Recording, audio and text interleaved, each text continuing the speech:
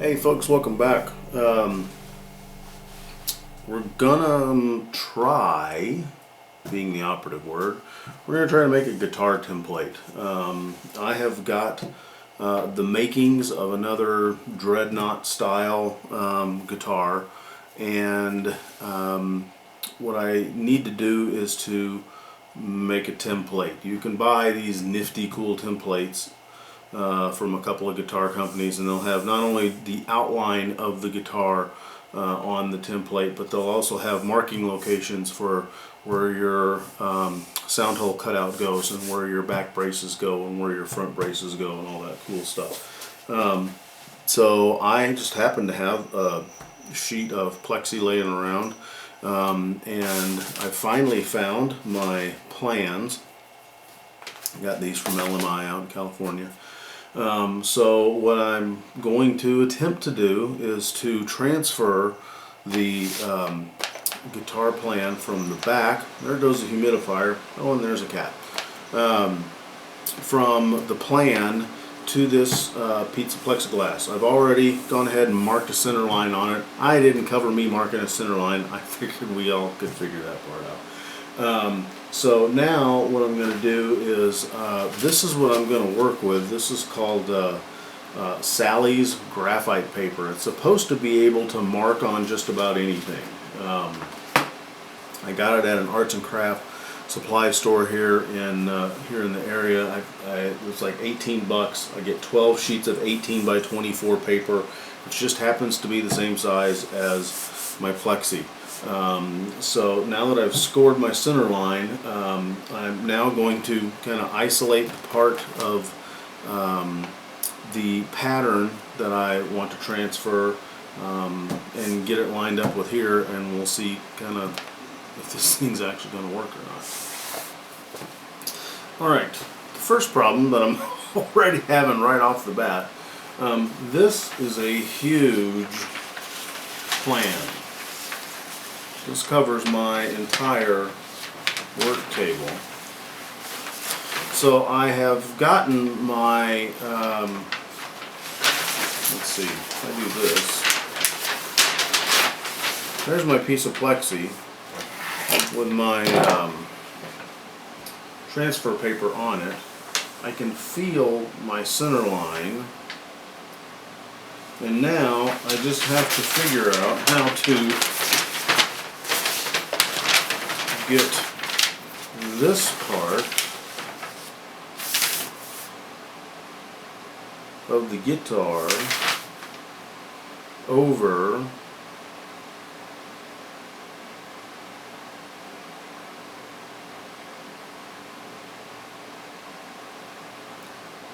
standby.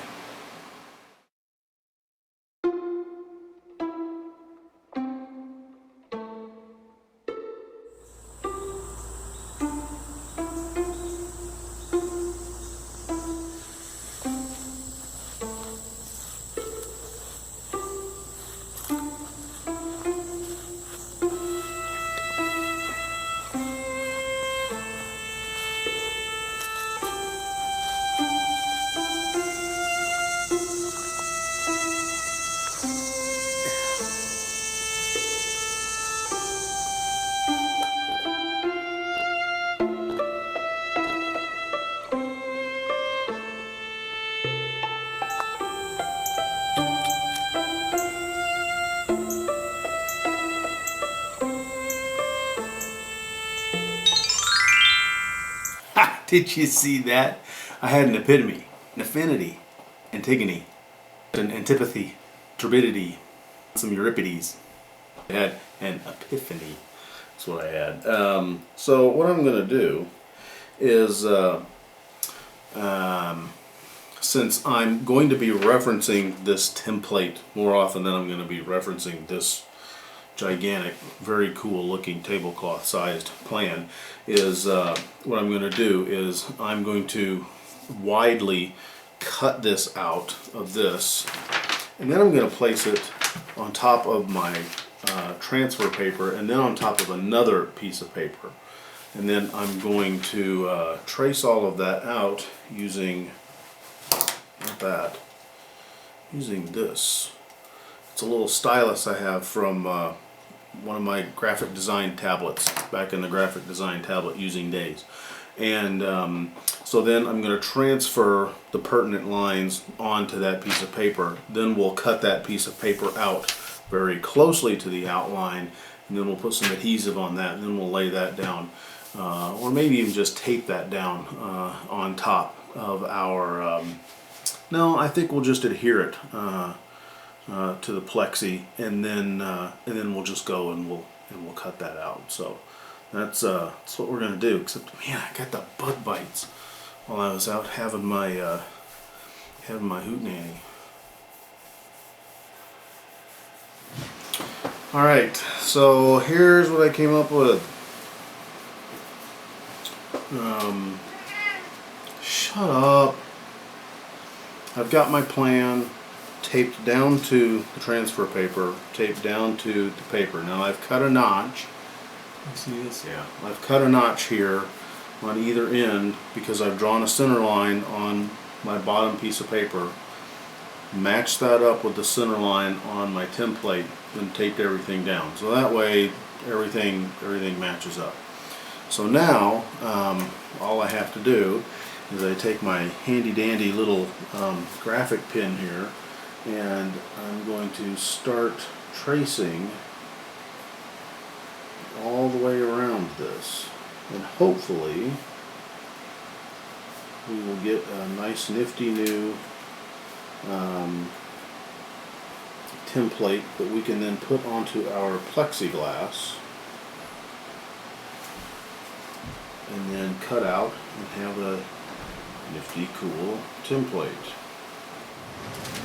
And in theory, this stuff is reusable, this paper. We will just see.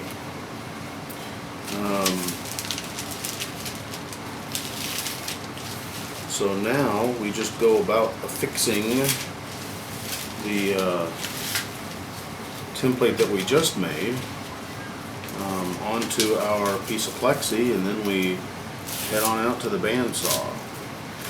So we'll do that in the morning, but because this is the YouTubes, it'll go by just like.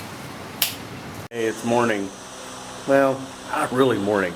It's like 11:30 because it's been kind of a busy day so far. But anyways, now we've got our pattern here on the old bandsaw, and we're just going to cut it out, and then we'll take it to the sander, and we'll go from there.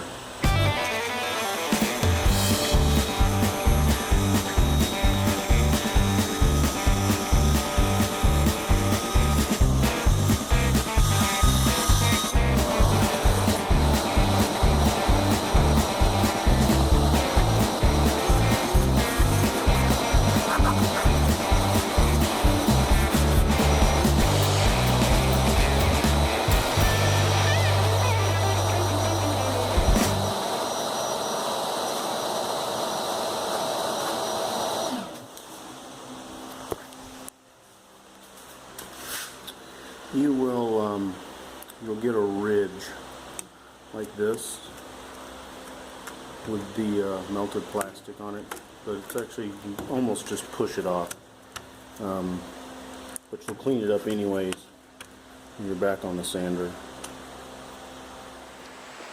Alright, we're back the next day. Here's the template cut out, and now we're just going to use just some plain rubbing alcohol to get the spray adhesive off of both the sides and get it cleaned up. And then we'll start our final sanding, and then going over the scribe lines to make them more prominent. Alright, I got my my template roughed out here. You don't have to be dead on. And the reason I say that is because I'm not going to trace this directly onto my top or to my back. I'm going to take a washer and place the washer, then put my pencil on the inside, and that's going to give me a margin of error. That's going to give me a 1/4 inch or 3/8 of an inch to on the outside of this. So if I bobble a little bit, that's fine. You know, as long as I'm just either side of the line, it's going to be okay. So now I'm just taking some 180 and I'm just going to smooth out the edges of it from where that lovely sander did what it did.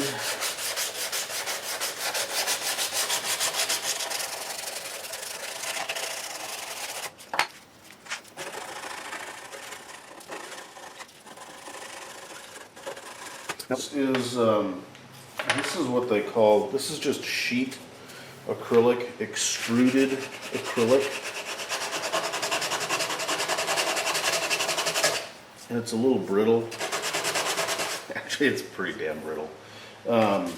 If you want to get really fancy and high dollar, you can go to a place like, I don't know, Tap Plastics and order sheets of cell cast acrylic, which works nicer. It's more expensive, and you probably have to special order it, but it works a little bit nicer. Mask up, it's the bad stuff.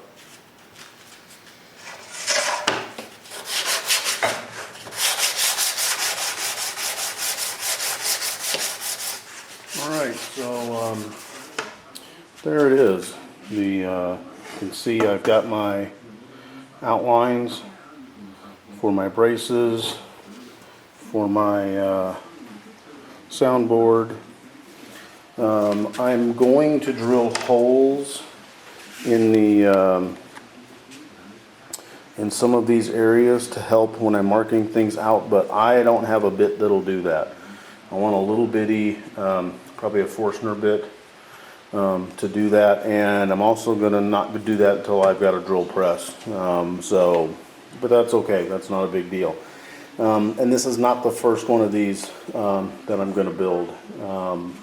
This is the, I guess, kind of the prototype, if you want to say it. But there it is.